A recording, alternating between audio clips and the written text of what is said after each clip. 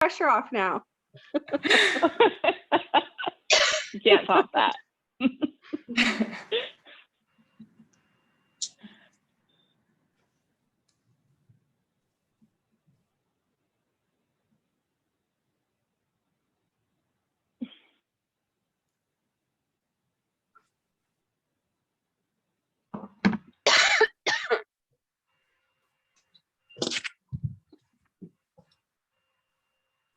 Okay, we're going to go ahead and get started. Thank you all for joining us today for the OMBA Realtor panel. We have an amazing panel that we're going to share with you, sponsored by Directors Mortgage. And also, I want to talk about our annual sponsors for just a second. So First Choice Appraisal Management is one of our silver sponsors, and then our gold sponsors are AmeriHome Correspondent and ARC. Thank you very much, sponsors. We appreciate you. Before we get started, I just want to share that we do have some more events coming up. We will be having our first in-person event, and I'm going to share that page with you in just a moment as soon as I get that shared. But it is going to be a, hold 1 second, please. Don't ask me why I can't get this to show, but I'm going to share this screen over here with you. So it is going to be a wine event, which I think will make most people happy. So this, it's a big screen here, but it is going to be wine and charcuterie at Avidity Winery, and I hope you guys can see that. That is one of the views. So there's a 180-degree view up at Avidity Winery, and it's going to be $50 per person for members, $60 for non-members, and there is limited availability. We haven't started the sign up for this just yet, but I wanted to share it with you today before we got started that we will be having this event in June. The invitation will go out next week, so just be on the lookout for that. I also wanted to remind you that we will be having our annual golf tournament in August. We are still looking for some sponsors for some different things for that. So if you're interested in sponsoring, let me know. We have not opened up the team just yet. That will be coming out in the next week or two, but we are still looking for some sponsors of, I believe, like the drink cart, and I think the photo booth, which is a great one because you get your. So if you're interested in that, please reach out and we can help you get sponsorship. With that being said, I am going to turn our introduction over to Carrie Benshu from Directors Mortgage. Thank you very much, Carrie, for being our sponsor today. And I'm going to let you introduce the panel. Thank you very much, Courtney. We've got a great panel today. I'm super excited to introduce them. We've got Bryn Lindekugel, with broker and partner with Suntree Inc. Realtors. Michael Babbitt, the Chief Operating Officer and Oregon Managing Principal Broker with Cascade Sotheby's International Realty. Terry Sprague, President and CEO of Lux Platinum Properties, exclusive affiliate of Christie's International Real Estate. And then Tony Kelly, Principal Broker and President of TLK Group Properties with Keller Williams Realty. And then the moderator is Steve Nassar, with Principal Broker and Partner with Premier Property Group. Hi, everybody. This is Steve Nassar here. So I'm going to kick things off. We've got a great lineup of questions that we've fine-tuned for you, and I think you're going to find them very, very interesting. How we're going to do this, we've got 4 people in on the panel, and we're going to try to keep it fair. So I'm going to start each question with a different person in rotation, and then the next question will go to the next person. I personally will probably chime in last and just give a couple of thoughts and opinions if there's anything else to mention as we go. And then lastly, I'm just going to mention it so everyone knows, Tony does have a little bit of spotty reception. So if he does cut out, I'll probably queue up the next person's it's not too problematic for the viewers. So first question is going to Tony. Tony, let's have you kick this off. How are you handling it when appraisals come in below purchase price? The first thing I do is I attack my single malt Scotch collection. I pull out a really nice bottle to help me get through the pain I'm suffering there. So, honestly, it's interesting in this market. I would think that I would have run into this more than I have. I've actually only had, in the last like 2-3 months, I've only had one issue with that.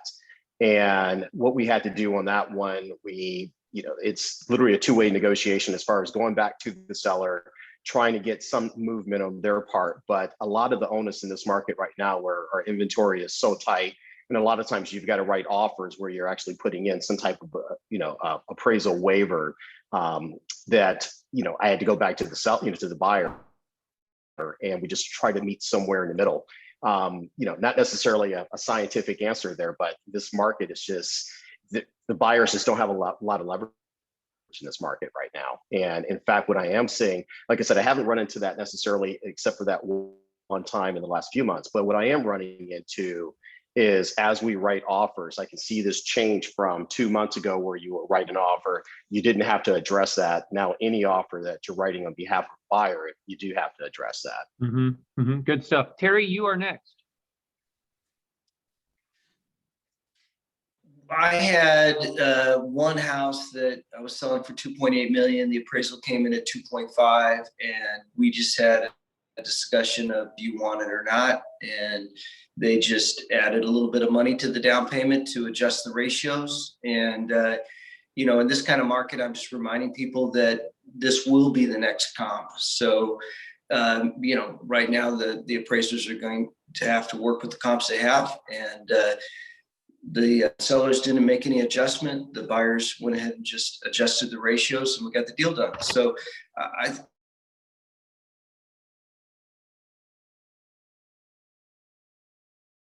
have measurements done by an appraiser of every house before I list it. So when appraisal time comes, the appraisers tend to really like the idea that I've given them the drawings already, and I meet them and just seem to be very lucky, and rarely have an appraisal not come through.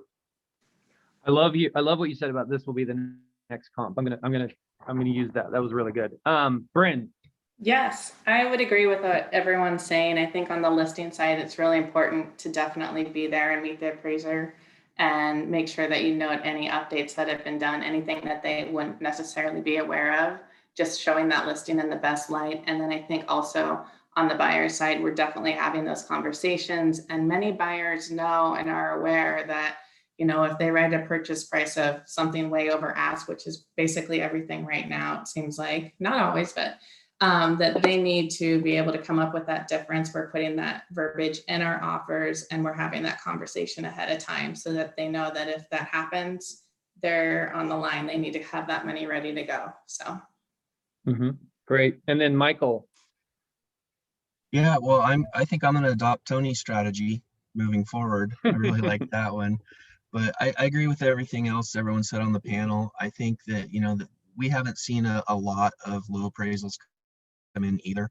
I think it's really about being proactive, addressing it as part of your sales agreement. What are you going to do? Kind of pre-negotiating that strategy. Either, you're going to meet somewhere in the middle, or you're willing to make up that delta up to a certain amount. I think the other thing is too is like Bryn said, go to the house, meet the appraiser, show them how many offers. If you're the listing agent, show them how many offers you received and how many offers you received that were over the list price, because that seems to be the norm now. Because I do think that can affect the appraiser and show up with some comps as well. So. Great. Yeah, good stuff, everyone. I'll just chime in. I agree. It's not happening as often as you would think. As crazy as the market is, it's a small percentage. It's usually addressed up front is what I'm seeing as well. And I think most of you agreed with that.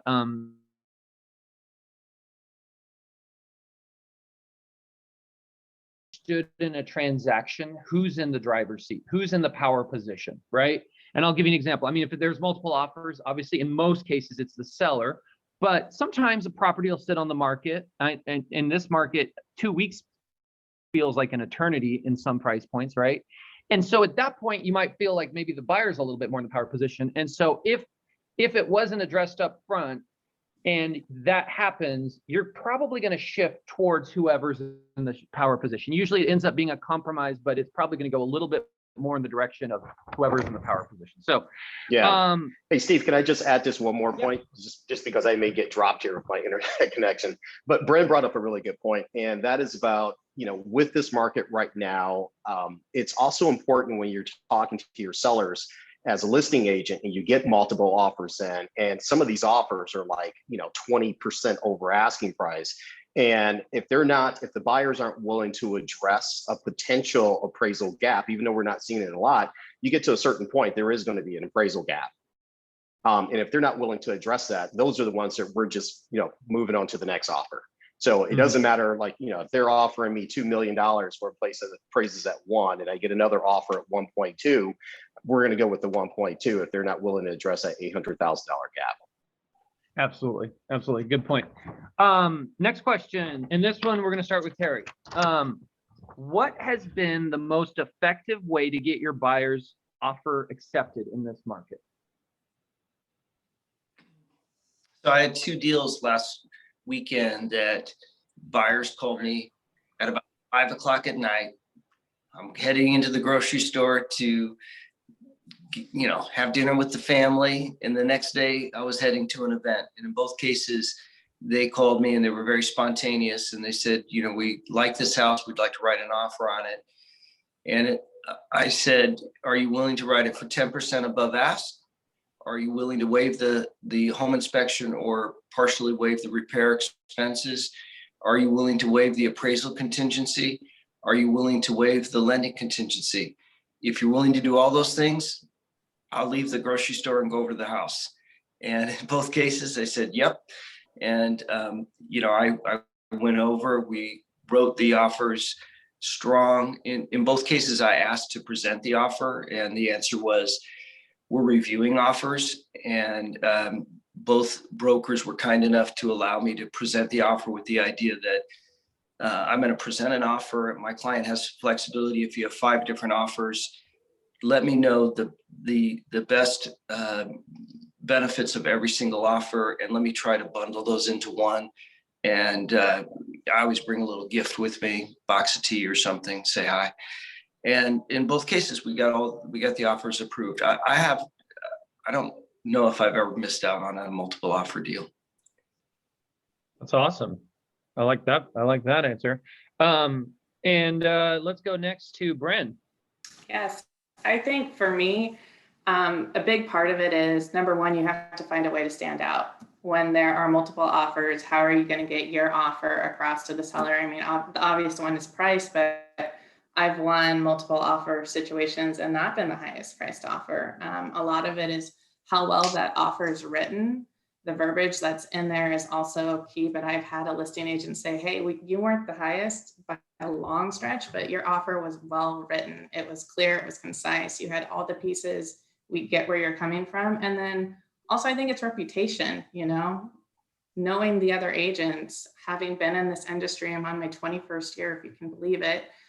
Just knowing and networking, I think those are all things that really work well together. Mm-hmm. And trying to have fun too. You got to be kind of goofy once in a while and stick out, and I'm okay with that. Mm-hmm.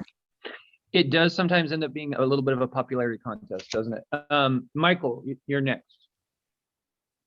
Yeah, again, I agree with everyone before, clean offer, looking at the contingencies, what the buyer's willing to do. It is, at the end of the day, we're in a relationship business. And so being easy to work with, and also going back to the basics, asking the seller what's important to them. And, maybe they're needing a rent back. Maybe they're needing an extended rent back. So, just asking that basic question. Mm-hmm. Mm-hmm. And Tony. And again, I would echo what everybody else has said here. I haven't been quite as fortunate as Terry, where I can say I haven't lost any of these multiple offer situations. I'm losing several, but I think I'm winning my fair share. And part of that is it's kind of like what Michael's saying, it's kind of going back to basics and finding out what the seller's terms are. And one of the important things is you're writing these offers, and sometimes they're, I just had one yesterday, 17 offers on a property. And in that situation, we fortunate that we won it, but it was because I was in constant communication from offering or submitting the offer, talking to that agent, finding out what those terms were, and just making sure I just reiterated, hey, let me know what terms the sellers need, because my buyers are super flexible. Let me know what other offers are coming in that have particular terms that we don't have, that we can easily incorporate. And that's been very effective for me. I mean, in fact, like Bryn said, we just won an offer last week for one where we were not the highest offer, but the agent, again, kind of going back, this is my 18th year of doing this. And I think it was a situation where, I'm not bragging, but I think my reputation helped me in that situation, because the agent felt very comfortable, talking to me, working with me, wanted to work with me, and by extension, felt comfortable with my buyers. So I think it's really that constant communication. You can't just submit offers blindly. You've got to be talking to the agents, maybe talking to the agents. You got to be selling and presenting your buyer, and making sure that they keep you in the loop as they have other offers coming in, because you're going to be competing against other offers. I mean, that's just our market right now. Unless the house has been on the market for 2-3 weeks, which seems like an eternity right now. If that house just came on the market, you're competing. Mm-hmm. By the way, your reception's fantastic, Tony. It really came together nicely for you. I moved rooms. So. Oh, good. Just to chime in. So I'm personally not batting 1,000. Like Terry, I have lost multiple offers, but that said, I agree with everything all of you said. And really, I think the answer here is everything you do. It's everything matters. It's almost like each of those things you guys said is a spoke on the wheel, right? And all of it together makes a strong wheel. Your reputation matters. Knowing your clients and what they can do, having them be educated up front, communication with the agent, a well-written offer was important. I mean, we've had offers where we literally, the best offer scares us because of mistakes in that legal document that we're wondering, is this the best path down the road with? And then just conveying the intent of your client. And by conveying your intent, and we'll get to love letters later, but whether it's you or somehow, you give the why behind the offer, give them the reasons why this isn't going to just, fall apart in escrow. Since this was not in our questions, but we have a Zoom full of lenders, and I think it's a good question to ask at this juncture. And I'm going to open this up to any of you guys, and I'd love to chime in as well. What are your thoughts on lenders reaching out to the other agent? Does anybody have any opinions on that? I think it's great. What do you? Let's say there's 17 offers, Tony, and you're working with your preferred lender, and they have your buyer pre-approved. Should the lender call the agent? Should they email the agent? Should they check with you first? I mean, is there? No. Do you have any thoughts on this? I do, and I've been working with my lender for a long time, and he knows as soon as we make this offer, he's got to reach out directly to that agent, and he's got to be, again, presenting my client, selling my client. So in this market, it's been very, very helpful. I want the other agent to have an incredible peace of mind as far as dealing with my client and dealing with me. So yes, I absolutely want my lender to reach out, and it's just part of selling the entire package. Bryn, what are your thoughts? Totally agree with everything he said. I think it's crucial, actually, and it's really important. It's got to look solid. Yep. Totally agree with what everyone has said, and I have to shout out to the lending community right now and tell you how thankful I am that through COVID, through all the firestorms and disruption of communication, people have stepped up and been communicators. For me, the biggest deal is availability. in that moment that can be spontaneous at any time you're writing an offer. And, going back to what everyone has said, I think what resonates with me is that having relationships with your fellow brokers when you're writing an offer and having a reputation for being graceful through transactions and knowing that that client's going to get to the altar on time, will be the better offer over price. And, it just reminds me in every moment when you're writing that offer, you're so thankful or grateful that you've had a good relationship with that broker or you have a good reputation. And because I know, Steve, when I've worked with you guys, the puppy dog trying to get the offer approved. And I feel like it makes a little bit of difference knowing that the other broker on the other side respects the cooperative relationship, and that gets translated to the client, which is, when we look at all the disruptors out there in regards to other business models that are more of an Uber-ish model, if someone gets pinged and they go show the house and write the offer, those people can't always get the reservation at the best restaurant like we can when it comes to that extra connection we have to the brokers that we have beautiful cooperative relationships with. And it's always a reminder that when you're frustrated during a transaction, always handle it with grace, because you might need that broker down the road at another transaction. Mm-hmm. Yeah, and I would even chime in, the reputation of the lender matters, right? I mean, it's not just the agent, it's the lender. So if that agent, the listing agent, has had a bad experience with a lender, that's going to affect the entire package that they're reviewing.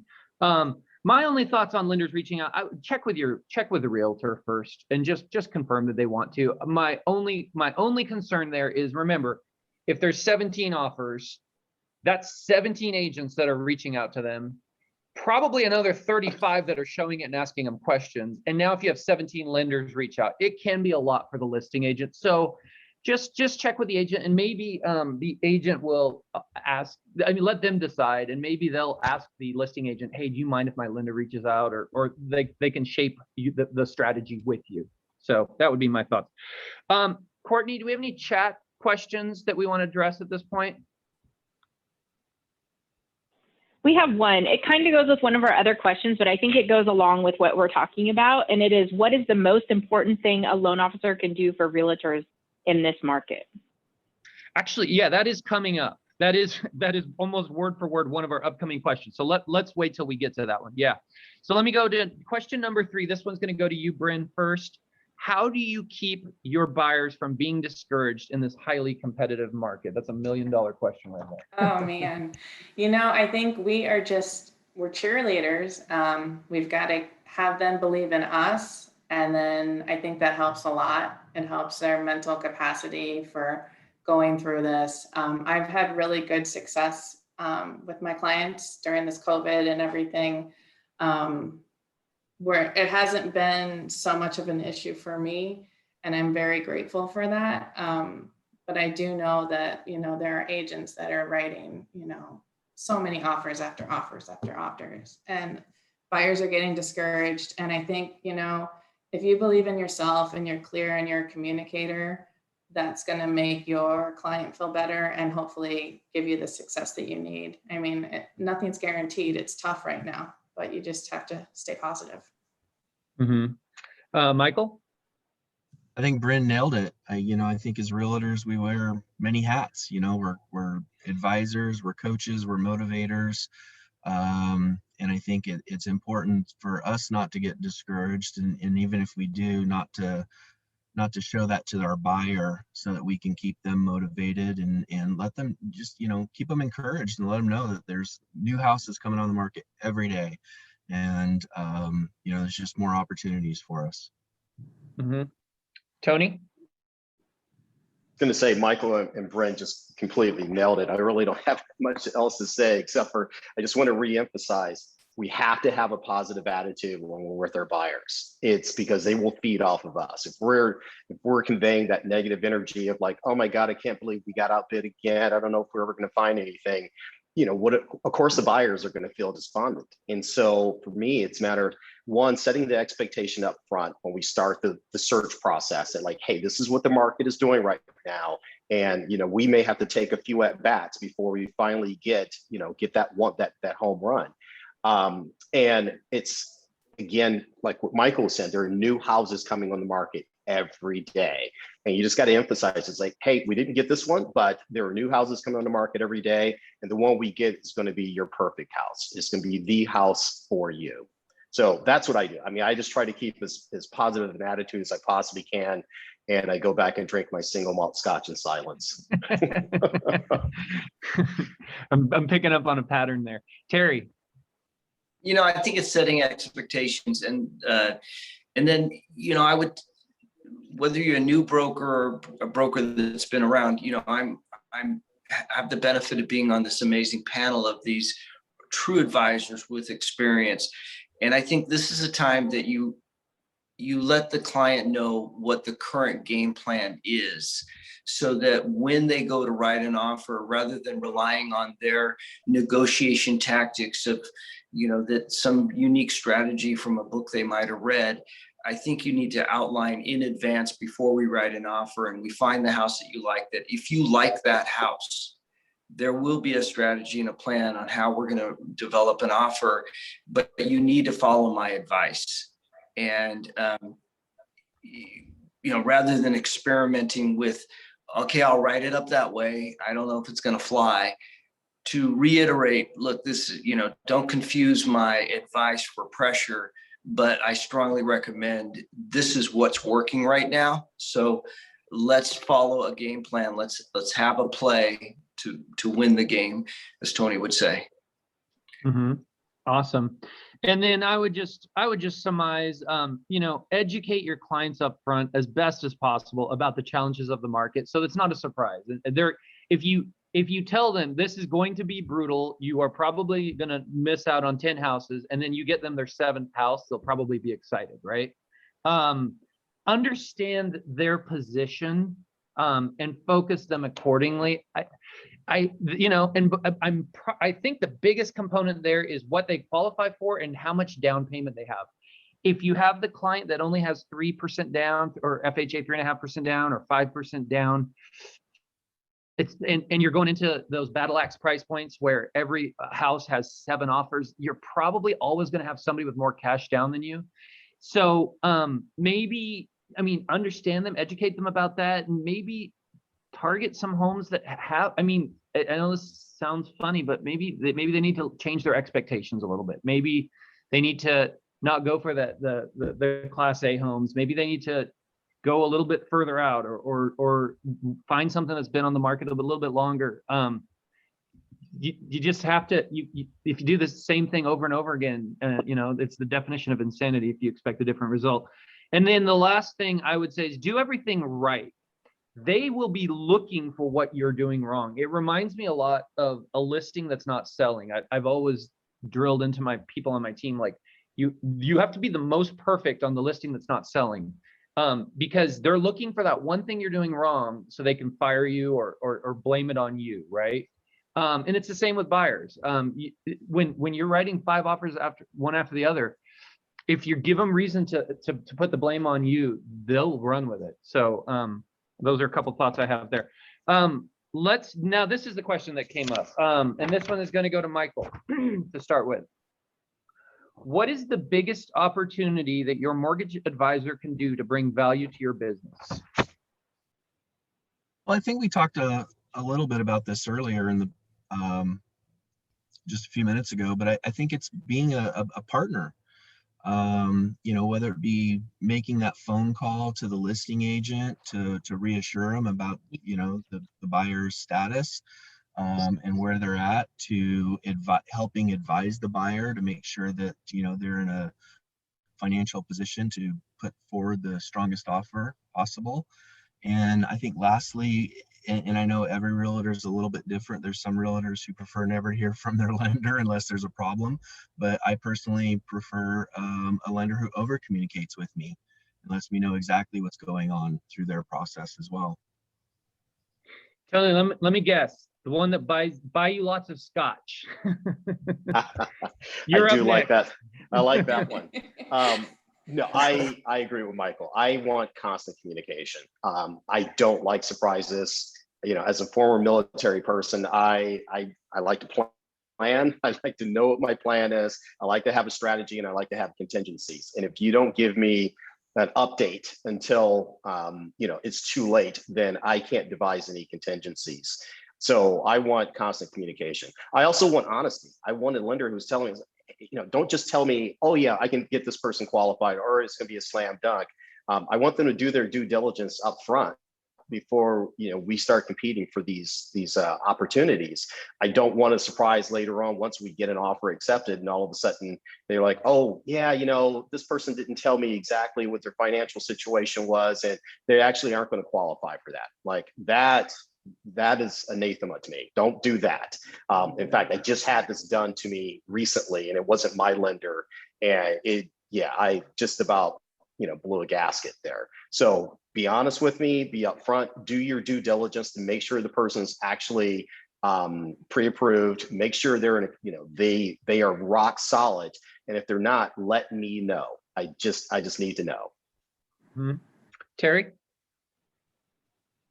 One thing I have to admit is I am not in, as one of the reasons I think my track record is good is I'm not in a super competitive market when it becomes to historically multiple offers.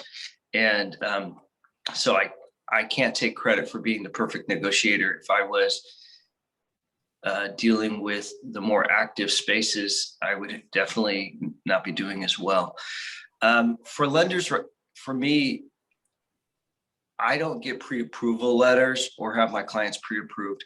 My clients are more spontaneous than you and I buying a pack of gum at the point of purchase. Often we will go look at a $3-4 million property and make a decision on the fly.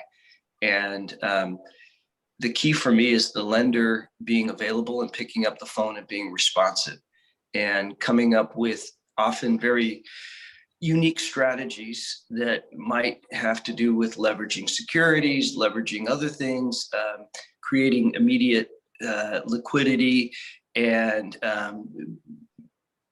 coming up with ideas outside of the box that we can write an offer that we can give the seller confidence. But it's communication. I call my lenders at 10 o'clock at night and we're writing an offer, and that's what I love and I'm so grateful for how responsive everybody in the industry's been in regards to being, very flexible. And so for me, it's communication. Awesome. And then Bryn. I agree with what everyone's saying, definitely. For me, a big one is lenders need to pick up their phone on the weekend when I'm out with clients and all of a sudden, oh, we want to have this. I try to have everyone pre-approved beforehand, but sometimes you really need to get in touch with that lender. And if you can't, it is problematic. So I agree. I have that as one of mine. So, I mean, obviously the baseline level of service is they need to be able to close their deals smoothly on time, no surprises. Great communication. And I wrote down, be available off hours or have somebody on your team that is, and that can facilitate it. I get everybody wants their time off, but it's, if you're going to partner with us, you have to understand those are the hours we work. So be understanding of the fact that we often are going to need you during those hours. And then contribute to the growth of their business. That could mean different things for different people. That could be provide them a buyer here and there or a seller, leads. It could be co-advertising. But we as agents, I know Terry and myself, I mean, we have big budgets. We do lots of stuff to get our pipelines full. So it's nice when partners are able to assist us in that regards. That's what I had. Awesome. And then Courtney, anything in the chats that you want to bring up? One that just goes along with this, and you guys kind of mentioned this, but the value of a pre-approval letter these days, are those still things that you're looking for when you're working with your clients? I would say the first question is, who is it and what's the company's name? And it's not, there's plenty of times, I would say more often than not, I don't know the person. But and it's sometimes I don't know the company's name, but it is a bonus if you do. If you do recognize the name of the person or the company, and it brings confidence, that is huge. Anyone else? That's all for now. The more success you have with particular lenders, that's translated in your confidence when you're presenting who that lender is, and a track record of success. And the pre-approval letters are important. I ask for pre-approval letters with, late at night or awkward times. And I'm so grateful when a lender will go somewhere and write that up and get it over to me real quick. I need that credibility. And, once again, so many of my transactions are very spontaneous, and I just need to keep in the flow. So it may not be that, it's just part of every element that you're presenting in that moment. And so to have lenders that will work very quickly to get on the phone, triage the client, understand the client, and give me a sense of confidence too, because I don't want to write an offer if they can't get a loan. Yeah, I would say, oh, I'm sorry. Oh, I didn't mean to talk over you there, Steve. I just wanted to just echo, Terry just nailed it. I mean, what he said is just 100% spot on. In this market right now, we need lenders who are working realtor hours, essentially. And if I have, we're writing deals over the weekend and I can't get a pre-approval letter until Monday, we're done. I mean, that deal is done, and our relationship with that lender is actually done, just to be honest with you. Mm-hmm. I would also add, if I see a pre-approval letter, a natural question to the agent is this your preferred partner? And now if it's Quicken or some out of area person, that's going to be obvious. It's probably not the case. And if they say it's not their preferred partner, and I'm looking to hear that it is, first of all, let me be clear there. And if they say it's not, a natural second question is going to be why. Now, there may be good answers to that. It may be like, oh, this is their best friend, it's a lender, or it's their sister, or whatever. There may be a good answer, and that is acceptable. But if there isn't, then I'm going to question myself, how good of a relationship do they have with their client? How much control do they have of their client? And is that going to affect this transaction negatively if they don't? So there's a couple other thoughts there. Great question. Let's move on. And Tony, we're back to you starting out. And this is going to be basically the same question for the title side. What is the most valuable tool or service that a title company can provide you? Tony, you're up, and you're muted. Sorry about that. I will say I probably don't leverage my title company the way a lot of other people do, as far as doing neighborhood data research or anything like that.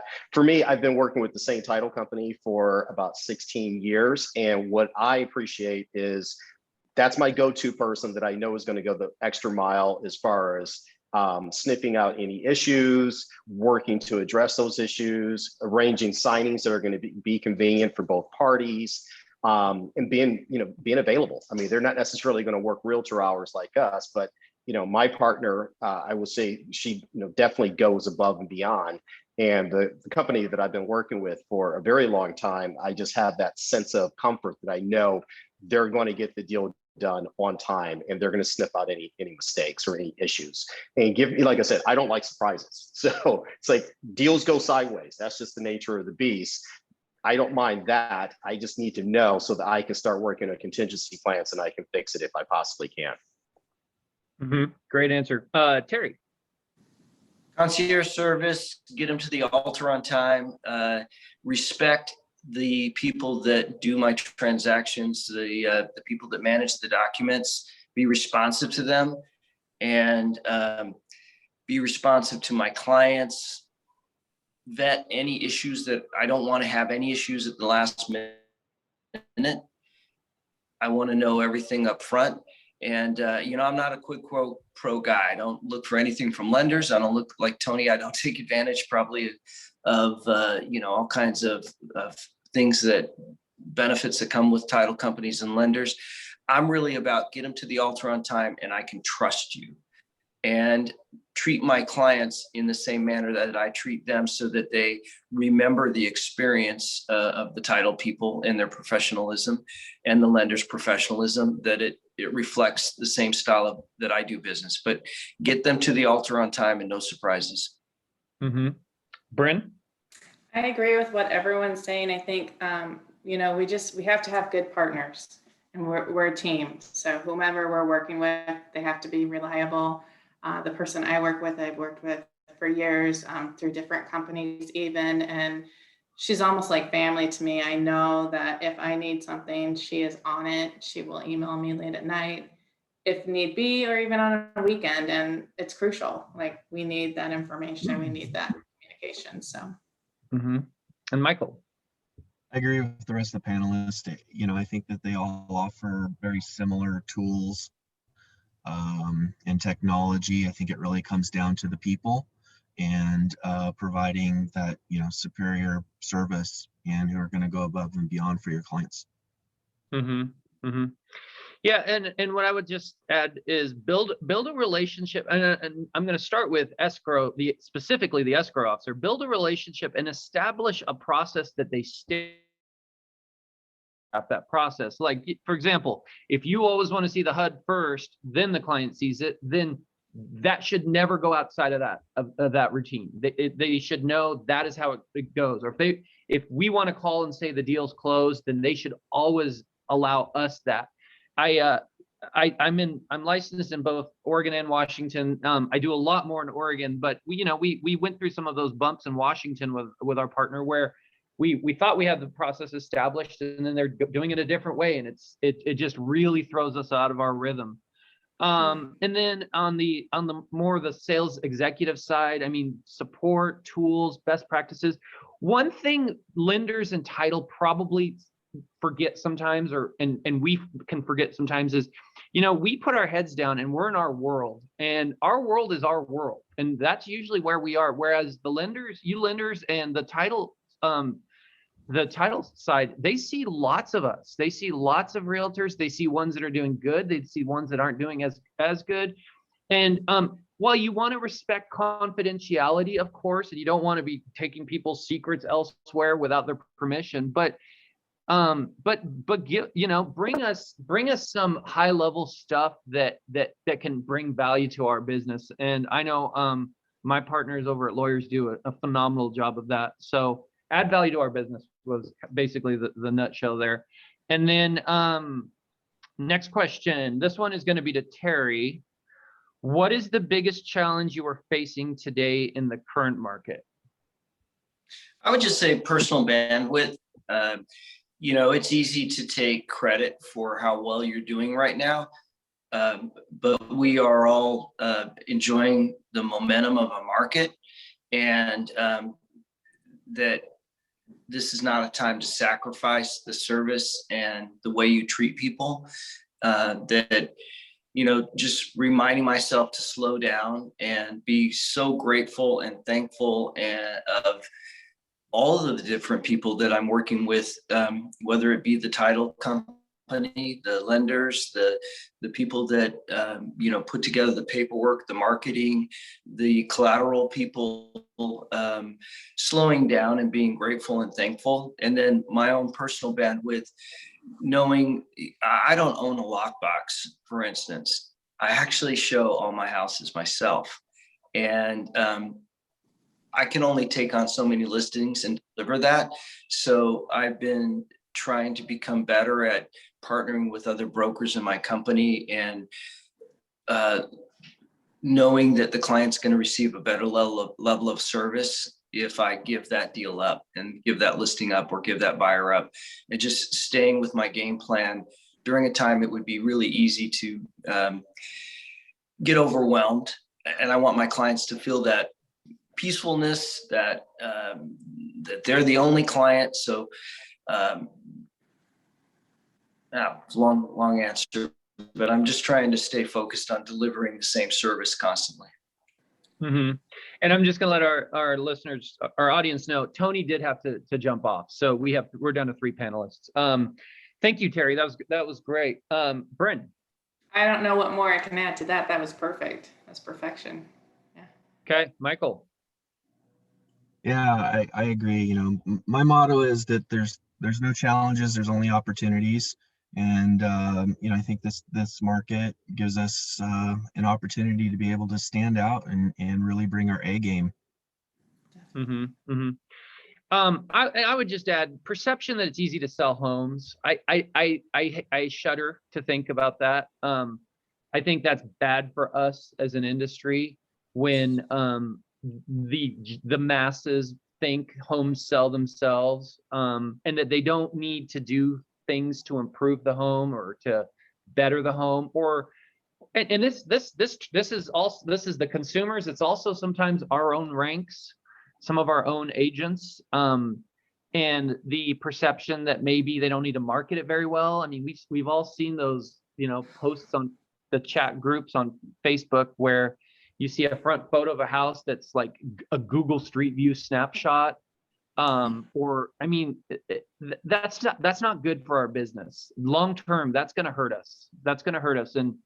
And so that, I think that's a big challenge of the market. The buyer side of things is challenging. I mean, fortunately, my team is very listing strong, but it is, I've never experienced how anemic my buyer division is compared to my listing division. I mean, when we do a weekly meeting on each one, and our listing meeting now takes twice as long as our buyer meeting, and it used to be the opposite. So that's a little bit of a challenge.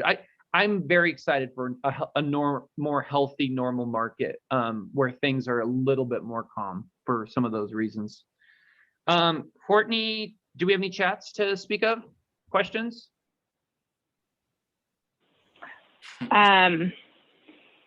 How long do you see real estate market staying this crazy hot in our area? Oh, that's a great question. Who wants that one?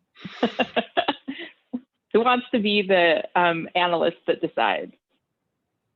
That's a hard question. That's an interesting question, because there's macroeconomics and there's microeconomics, and there's a lot of macro stuff going on. Just, you know, there's things, people are reacting to different events in Multnomah County, and taxes, and there's a lot of events going on right now. And so strategically, I've had my best years when the markets are declining or difficult. And I think the good news is, you know, we live in a beautiful place that is attractive to a lot of people throughout the country. And there's a shortage of inventory that I don't see going away right away. I think the biggest things that will adjust the market will be interest rates, fears of inflation, fear of taxation. You know, we're in a recession that's been supplemented by the government, and that's kept consumer confidence very positive. I'm sensing that there is, you know, some changes in consumer confidence. I'm also sensing that there's going to be some changes in regards to the company's flexibility of stay at home, work at home, live wherever you want. And so it'll be very interesting to watch the dynamics of, I'm already noticing a shift, you know, a change. And that's why pricing is really important. I think I would rather err on the side of pricing in a way that the door swings open and you find out what the market value is right now, than to look at your real estate like Dogecoin and overprice it, because I'm really watching this market and sensing, you know, that at any time, inflation, interest rates, something changes, we can have a shift. I agree with you, Terry. I'm surprised we haven't seen rates go higher because of inflation, but I also, it's only been in the last couple of months, there's been talk of inflation, and now we're starting to see the early signs of the data. And I just have a hankering that we're going to see mortgage rates climb rather dramatically. And any change is a change to affordability. The give has to be the price. If rates go up, those dollars are still going only so far, those payments. So it's going to be a downward pressure on prices. The other thing is the world's reopening. I mean, let's be real here, people. We all benefited from COVID in housing and more in the mortgage world. How does the opposite not happen as the world reopens? I mean, everybody's going to be going to Hawaii. They're going to be going on vacations. They're going to be going to Nordstrom and buying clothes because they haven't in a year and a half. That's competition for the wallet. That's where down payment money, that's future housing money. So I do think we're in the early stages of seeing some type of shift there. Like Terry said, it's not huge yet, but we had 2 listings that sat longer over the weekend than we expected, and they were in pretty average price point. Villebois, 500, 550. We're not talking about, these are ones we would have expected 4 or 5 offers on. So now we did get 1 offer, but yeah, so it'll be interesting to see. And I welcome it. As I said earlier, it will be better for us long-term to have a more balanced, healthy market, I think. And our reputations as an industry, how we're perceived as valuable if it's normal. Any other thoughts there? If I could give any advice to lenders right now, something that I'd be very curious of, and I think it would be great educational, a great educational tool would be to show the example of buying power as a percentage of increase in interest rates. So when I used to trade bonds for a living, a 1% increase in interest rates could have up to a 20% decline in the asset value of that bond. So in other words, people are so cash flow oriented right now. They're taking out loans based on what they can afford to pay on a monthly payment. I think it'd be a really important exercise for both the seller to know that, hey, if rates go up, if you're at a $2 million property and rates go up by 1%, the guy that could afford that $2 million property can now only afford X. In other words, I think it would just be great to have that in hand to be able to discuss that a 1% increase in interest rates will affect your buying power by this percentage. And obviously that's going to shift based on price point.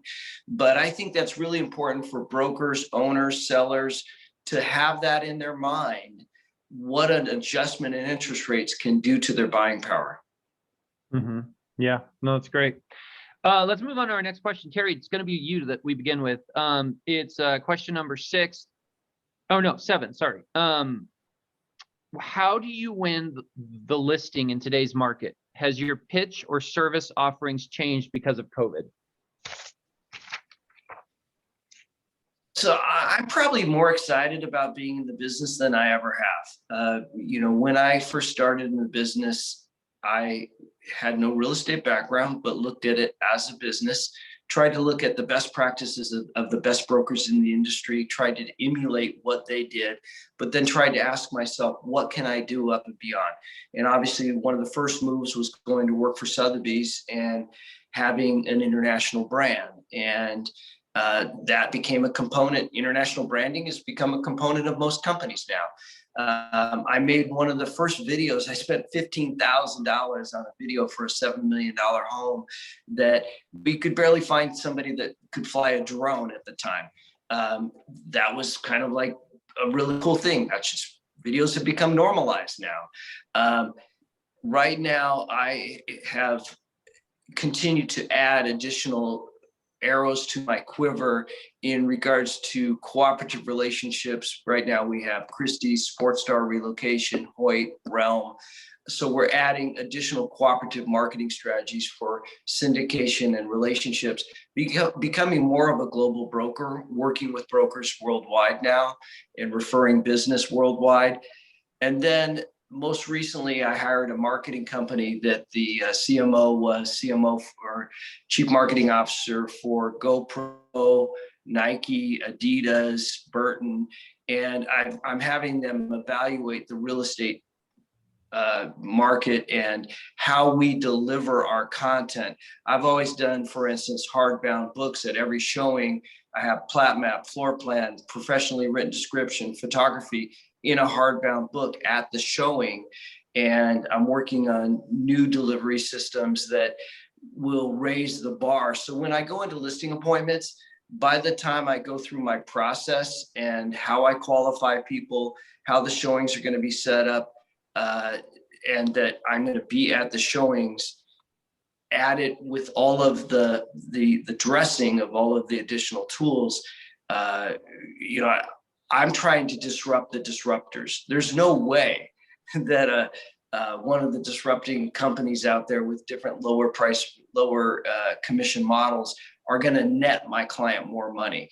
I'm working on real concierge services. We have had so many listings this year that, everybody sees the optics of it hitting the market and going pending in a few days. But behind that was 3 months of preparation of painting, getting the house ready, staging it, and creating amazing collateral. Then we went to the market. So with every listing appointment, I pay for a merchandiser and a designer to come in and at least write a business plan as to what we're going to do for that house, and then we'll implement it. And I've been paying for the first month because things are selling in 1 month. I've been paying for the staging of the first month every time pretty much, but they've been stepping up to the plate and painting the interior of their house, replacing lighting. And when we put that house on the market, yeah, it's a great market, but I think the added advantage of having your house properly merchandised and presented is getting you the maximum price. So, not just putting up a sign and taking pictures, still sticking to the disciplines of, if we prepare it properly and present it properly and we syndicate it properly, I think we're going to get better value for your house.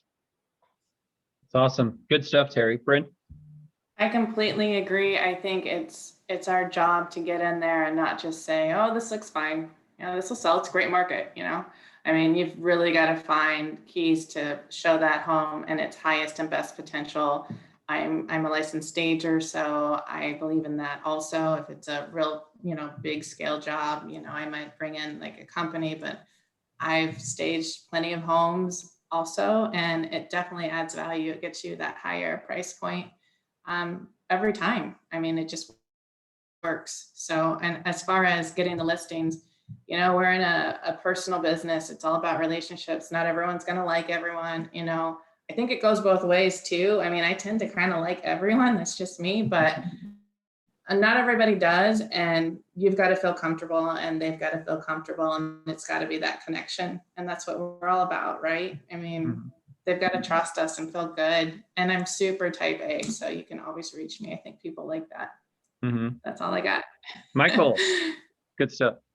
Well, being part of Sotheby's, I echo everything that Terry had said, and but I think it goes beyond just the brand, and that global recognition, and it also comes down to the individual agent and making sure that you've done your homework and you come in prepared and you come in confident, because they're going to pick up on that. I think that, whether you're a listing agent or a buyer's agent in this market, everyone's running around frantic, and we might show up an appointment not as prepared as we should be. And I think the client will notice that. I actually really like that, Michael. I hadn't thought about that, but the number one difference maker, bar none, I've often told this to newer agents, is confidence. If you took the 100 best agents in this country, all around the country, and you looked for that one common thing, they'd all do things differently. They'd all have this. One would believe in this, one would believe in that, but they'd all be confident. They would all believe that when I go to that property and meet with that seller, they're going to want to use me and they're going to have the best experience with me. So that is absolutely huge. But that's also not, you can't fake that. That happens through what Terry and Bryn were also saying. It happens by having great service, through methodology, through repetition, knowing that that when you meet with a client, we are spending a lot of time on improving properties as well. We have an entire machine of contractors, service providers. I think it's a competitive advantage. I think the larger teams, or I shouldn't say larger teams, but the agents who have more business, they should be utilizing that competitive advantage because they can be really important to a contractor, and it can kind of be a divider with other agents that maybe don't have as much business and don't have those relationships with contractors and service providers. So we go in and we pretty much, let them know that we will strategically help you put the best house on the market.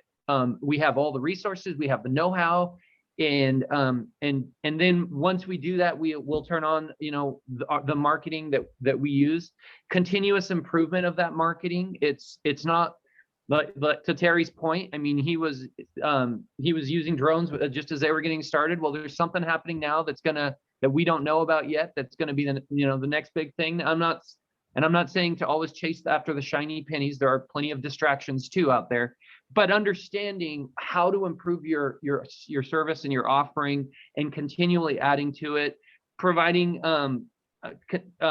through consistency through your systems, so that your entire business is serving people well, and as you get busier, you're not neglecting some. And then I guess the last thing I wanted to say, and it's ironic because we are on Zoom. Zoom was a big benefit to us through COVID. We really do like Zoom.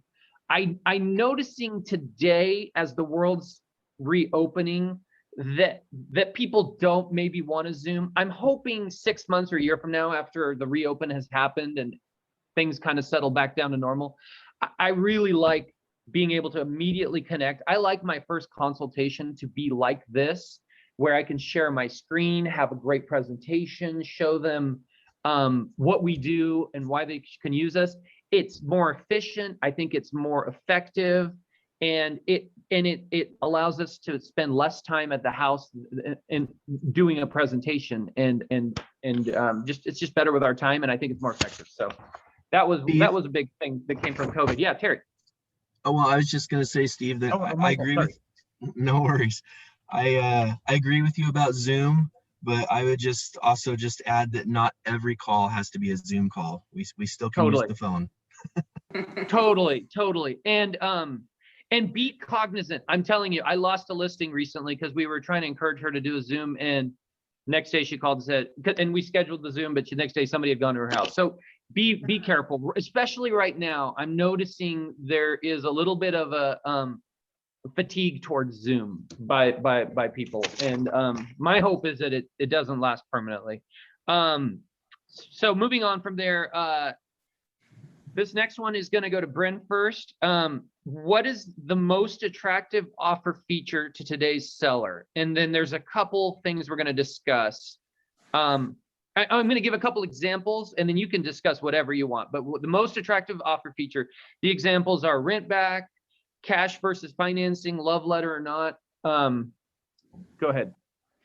That's a tricky one because every transaction is so different and unique, depending on what that seller really needs. If they need rent back, I think appraisal waivers, paying that difference, a buyer that's willing to do so is a huge one. Love letters, not everybody likes. I mean, a few years ago, they were pretty normal, and then it kind of got to a point where they were real negative. It depends on that seller, though. I would say, really. I mean, is that the question, or is it more of what I think? I mean, it's what is it most in today's market? What are sellers wanting the most? Money. I mean, right. And I would even add cash, a good amount of cash, right? Like when we get 7 offers on a house, we're skimming, we're looking at the top line figure, but we're also skimming who's got the most dough. Because maybe we'll go to that person and go, this guy's over here, will you come up to there? So cash really is king in this environment, because let's be clear, you can't bridge an appraised value if they only have 3.5 or 5%. It's very difficult to do if that's all they have. Yeah. Michael, thoughts there? I would just add assurance, assurance that the agent's going to close, the buyer, the lender's going to be able to close, assurance that if they're moving to, need to find replacement housing, they're going to be able to find that. So I think for me to kind of sum it up, it's just sellers are looking for assurance on all those different aspects. Awesome. Terry? All the above, the ability to tailor and bespoke and listen to the seller and listen to the representing brokers' feedback and find out what their hotspots are. I come in with big earnest money checks, and in a couple deals I've come in with cashier's checks at the listing, at the presentation. Like, here's a $500,000 cashier's check. And that seems to be really cool because they go, serious, man, he came in with $1 million cashier's check. But going back to the last subject, and we were talking about all the tools, I want everybody in the real estate industry to be successful. As you know, Steve, there's not a border at my door. I'll give you my secret sauce any day. To every broker in the industry, I want our industry to be successful. I'm not at all concerned about, I want everyone to be successful. I think brokers, lenders, everyone, we are distracted by all the tools, the technology, the ideas. I had a broker that didn't work out, and I shared all my secret sauce, but I said, those runners from Nigeria that run 24 miles a day, they got a pair of shoes that are made out of the carcass of a goat that they ate the day before, and their water bottle is a gourd bottle, but they run 24 miles a day. They're prepared. They're on their game all the time. And then they show up at the Boston Marathon and they win the marathon with a pair of fancy Nikes. But I think so many brokers and lenders and people in our industry are looking for that clothing that will wick the moisture off them, the perfect pair of tennis shoes, the water bottle will give them 3 cc's of water every second. It's not about your tools. It's about how people trust you when you show up at the listing presentation or when you're in the moment of a transaction. Developing, like you said, that confidence level that this is what you do and you are an advisor, and owning that. If you're in this business, own it. Have respect for your personal self, that this is what you do. And then honoring all the brokers and the other professionals in the industry. No, don't be snarky, be friendly, be approachable, be helpful to you're working with deals with other brokers that maybe they know something and they can help you or you can help them.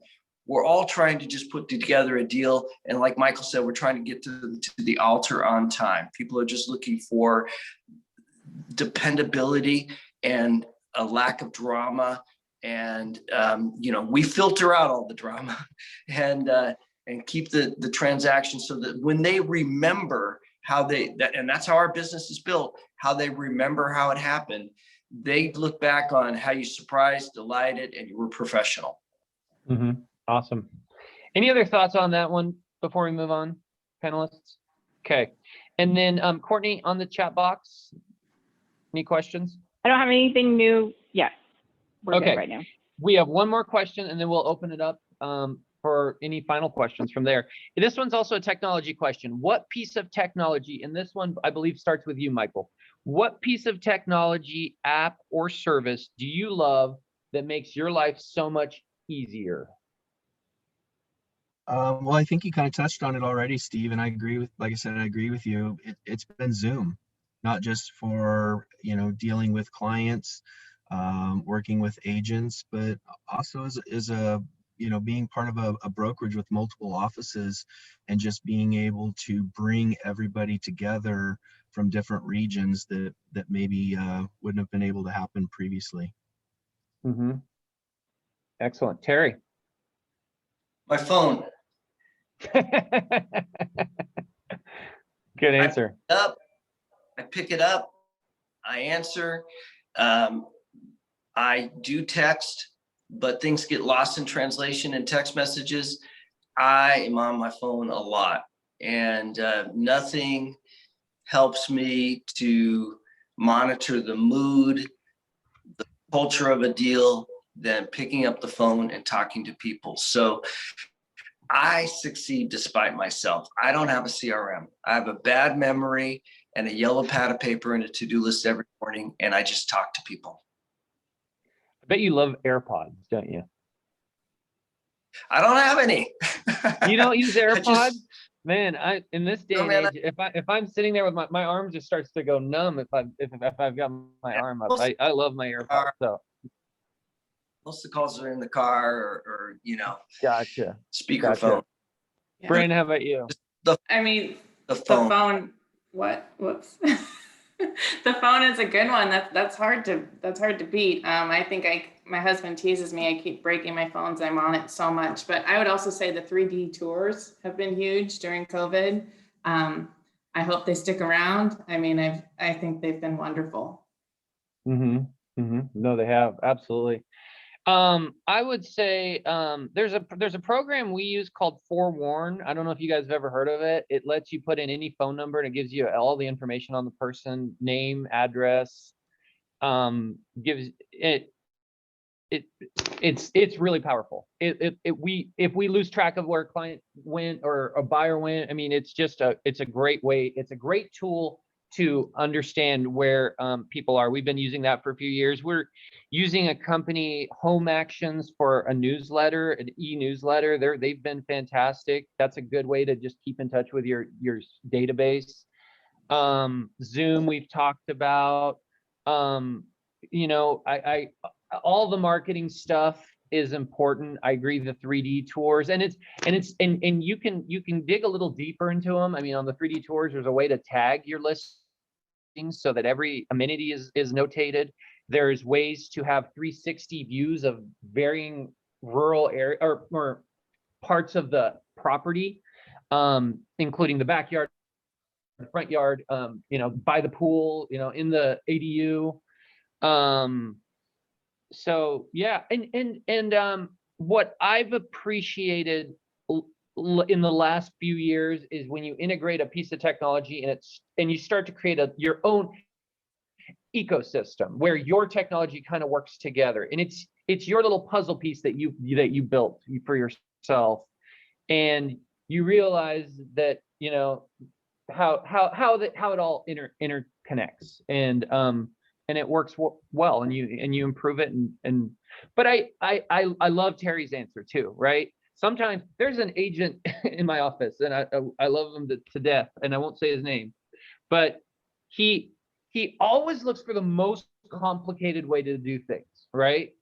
I've often joked that if he was in a room and you told him, hey, like go let so-and-so know that we need to leave by 5 o'clock, he would somehow try to go through his phone to a satellite, connect with a NASA spaceship, and send some telesignal to a fax machine that then emailed that person. And in other words, makes it the most complicated it needs to be, right?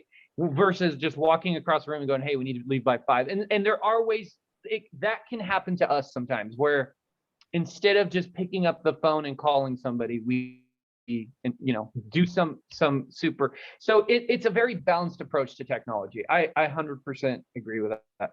Okay, well, let's open this up to questions from the audience. The first one, real quick, what was the app you said, Forewarn? How was that spelled? Just so people know. I got a question. FORWARN. It's about $100 a month, and that lets 5 users. So 5 of my team members can use it. It gives you everything. It tells you every address they've had, every car they've owned. It gives background checks. It's a safety tool, by the way, as well. We initially found it as a safety tool, but that's probably how we use it the least, to be honest. But there have been times where we're like, whoa, we're not going to meeting this guy. That's interesting. Okay, cool. Next question from Paul is, what do you think will happen after the moratorium ends? Foreclosures, evictions, more inventory, etc. Well, here's the reality. As of right now, I don't think it's gonna. I mean, people have equity. I don't foresee an imminent foreclosure crisis, because even if they're behind, they should have equity. You would think, for the most part, because even if they say they put a minimal amount down in 2019 or 2020, right before COVID, and assume they were the worst hit, maybe they had 3 restaurants and they all went belly up and they've not made a payment since, or whatever, they still have their property's gone up 16%. So they should be able to liquidate it. So it could create a wave of inventory, but it shouldn't be a foreclosure crisis. Any other Agreed. thoughts there? Agreed. I don't see that happening right now. And we could use that inventory, so hurry up. Right. Yeah, because also what about evictions of the tenants? So because that's also been on a moratorium, like if you have rental properties. That could create more inventory too. Yeah, those people, there could be, for 2 reasons. 1, they have a bunch more equity. 2, they are probably fed up with renting properties after, if they've gone a year without rents. I have a strong suspicion they're not liking that gig. I think the newest inventory that I'm seeing a lot of, I don't know about I'd be interested to see the other brokers, but you know, you walk into a room when the stock market's doing well and everybody will tell you how smart they are at picking stocks. And then of course, there's the people that get in and buy then, and then you have the market correct. I'm seeing a lot of sellers that don't need to sell right now, that are looking at their asset 1-2 years down the road. They were planning on selling. They're looking at locking in their gains of where they're at as an asset right now. So I'm going to a lot of listing appointments that are not event driven through a natural process of moving or marriage or divorce or something. They just want to sell right now. So I feel like we're going to see kind of top of the market inventory coming on. I don't know if anybody else is seeing that. But I think 100%, Terry, 100%. Yes, there's so many people. We are pulling next year's sellers forward to now in many cases. And I'd even go so far as to say industry professionals too. A lot of realtors are selling their primary residences right now, and builders. So I'd say, yeah, you're seeing the smart money selling. I think the next shoe to drop for Oregon, quite frankly, is, I'm seeing big money people selling and repurposing their main residence to different states for tax purposes. And, it's a good time for the state of Oregon to get the shit together, and Portland to get their shit together. And political, that is just, we are so blessed to have such a beautiful state and beautiful lifestyle, but there is a very large population of people that are moving to Arizona, moving to Nevada, moving to Jackson Hole, Idaho. And, I think it's really important as an industry that we be advocates of good intentioned ideas, but with horrible results in regards to supply and demand and the beauty of living here in our state. Mm-hmm. Does that make you, Terry, you're in the high-end market. That has to make you nervous about the high-end market, right? I mean, because what I'm seeing is a pattern of bring in the have-nots, if you will. I mean, homeless, whatever you want to call them, and coddle them, and then tax the well-to-do to support that, which is driving away a lot of those higher earners. I'm fortunate enough to be in both the high-end market and the lower markets, but I mean, it does seem like it could have serious repercussions for the higher-end market. Fortunately, there's always a worse place. And Sure. So people in San Francisco and LA look at our policies and our taxation and the predictability and stability of our life, and even our traffic, as not as bad as theirs. But for people who have been long-term residents in Oregon, they are really evaluating, and they're heartbroken. They're really evaluating what their long-term plans are in regards to being a resident of Oregon. And so right now, you know, there's not much of an arbitrage. We're able to fill the gap with people that are selling a very high-end property. There's somebody from a different part of the country that this looks attractive to. But what that does is that's a symptom of things to come. And you know, trickle down economics, people might not believe in the concept of it, but there's, to me, trickle down consumer confidence. And you know, Multnomah County, we are seeing a flood, and I've been the beneficiary, a flood of Multnomah County people who are supporters of very good intentioned ideas that are having very difficult consequences for the residents of Multnomah County, whether it be taxation, homelessness, and you know, I meet people that it's kind of like the guy that complains about carbon taxes, but he flies a jet. I meet people that are fully on board for all the well-meaning ideas of Multnomah County, but have the money to move to Lake Oswego or West Lynn, and they are moving out. Mm-hmm. Mm-hmm. So it's a part of the population. It's, you know, there's people that will continue to live in every area. You know, I've just sold a house in Multnomah County. Just sold a penthouse in Multnomah County. Things are getting better, I think. But that said, I see symptoms of that should be addressed down the road. Mm-hmm. Mm-hmm. Awesome. Try Courtney, as politically as possible. Courtney, no, do you have I other think questions? that's it. We Okay. are good on questions. I want to thank you guys so much. You did an excellent job. We greatly appreciate it.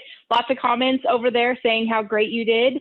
And thank you again, directors. You are a great sponsor of this event, and thank you for supporting the OMBA. Again, I want to remind you all, we have a in-person event coming up in June and the golf tournament in August. So please keep on the lookout for that. And thank you again, panel. You guys were excellent. Thank you. You. Well, Thank you, everyone. have a great day.